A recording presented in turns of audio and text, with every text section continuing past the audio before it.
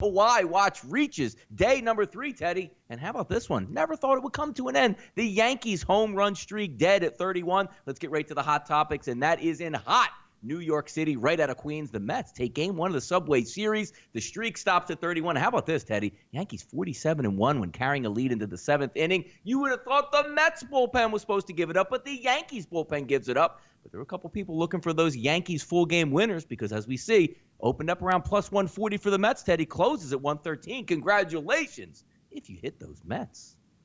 No doubt. And 47-1 becomes 47-2 after the Yankees. And again, when the Yankees bullpen has had problems, it's been 5th inning, 6th inning, 7th inning. Hasn't been the 8th and the 9th, but it was last night. We say a little bit of a London hangover, maybe. Then again, the Red Sox didn't have a London hangover. Of course, they played Toronto, and Toronto's pretty hapless, certainly among their pitching staff right now.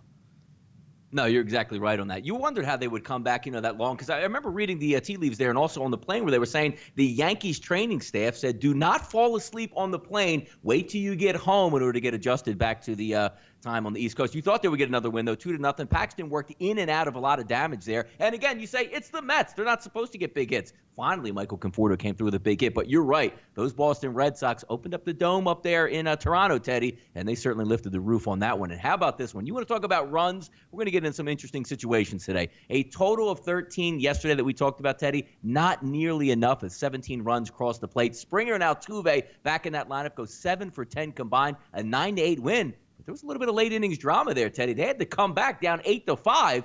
Those Astros bats are pretty good, though, man. Yeah, sure. I mean, we're talking about two teams that have a combined 7 All-Stars from their lineup. 3 from Houston, 4 from Colorado. Lots of good hitters in this series. But the big story at Coors Field of late have been the totals. And obviously, when we talk about 13, we'll talk about today's total in just a few minutes. But over the last 2 homestands, here are the runs scored at Coors Field. Started modest, 11, 12, and 11, although all those games went over. Since then, 15, 28, 22, 27, 20, 22, 8, 15, and 17. So not only are we seeing runs in bunches, we're seeing runs in bunches throughout the game. You can have a low-scoring game early and the bullpens get clobbered late. The ball certainly carrying at Coors Field, bettors and the marketplace most assuredly paying attention. Yeah, we'll talk about it a little bit later, but we wrote it up as 14 as Colorado on SBRodds.com. We're now sitting 14.5, which we'll talk about in just a bit. Now, I'll tell you what, we're gamblers, and we need to adjust, and everybody knows that, where the market's going to correct itself. But the ball is flying. And again, we're looking at today in Colorado, 90 degrees, wind blowing slightly out. Is there a point of no return? And what I mean is, when you see numbers 14.5, are people just going to say, you know what? I see 17 runs. I see 22 runs, 30 runs on the board across the seas. Does there come a time where you're just going to start getting value on the under now because it almost seems like the over can't go too high, but yet there's a price point breakdown that you can't just gloss over at this point? Let's think about it from a football perspective, all right? When we see NFL totals in the upper 50s, there's a group of bettors who will auto-bet everything that high under. Boom, and there's under money coming in. So even when the public's all over the over, the total doesn't skyrocket because there's steady, sharp money saying over the long term, over the last 1,000 samples in place, sample size, these, if you're betting unders, it's a 55 or 56 or 57% proposition.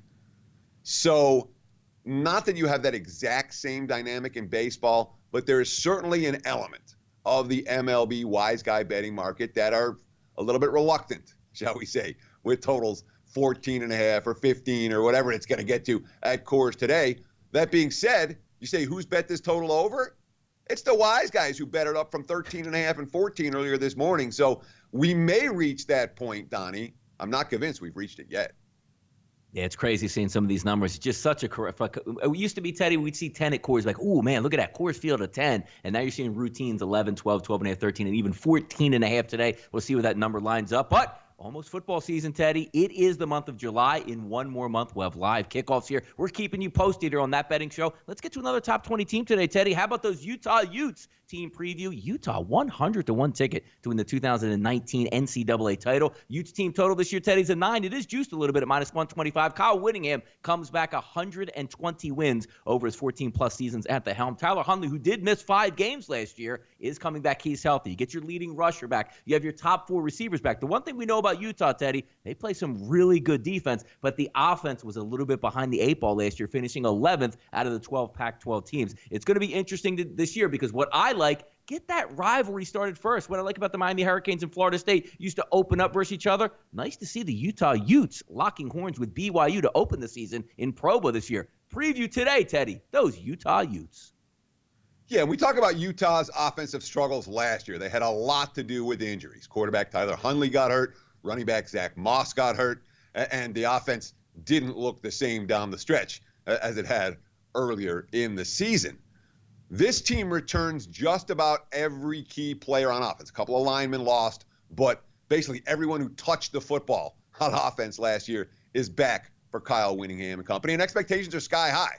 We're talking about a Utah team that's, top 15 ranking. Kyle Whittingham, concerned about that on the one hand, not too concerned on the other. His quote, "It's nice to be recognized as a team that's doing some good things, but I don't think there's any chance of this team becoming overconfident or losing that underdog mentality." Whittingham has been a phenomenal underdog coach throughout his tenure at Utah. This year, they might be laying points a little bit more than we're used to. There are a few concerns on the offensive line, most assuredly, but with Zach Moss running the football and Huntley's ability to run and throw, I'm expecting Utah to score points. On defense, this is a team that sent 6 guys to the underclassmen of the combine. 4 of them ended up coming back, including defensive linemen Lecky Fotu and Bradley Ane. That's a huge bonus for Utah. These are NFL-ready players that came back for their senior seasons. Worth noting for the Utes, and we haven't talked about this a lot, but when I see something that stands out on special teams, I want to talk about it because there's going to be a handful of point spreads. Week 1 decided on special teams. Week 2, week 3. And the teams with good special teams have a legitimate edge. Utah had great special teams last year. They had senior punter Mitch Wisnowski, the kicker Matt Gay. They were both national award winners, best kicker, best punter. Oops, they both graduated. And now the Utes searching for replacements at both kicker and punter after losing some big-time talents from last year.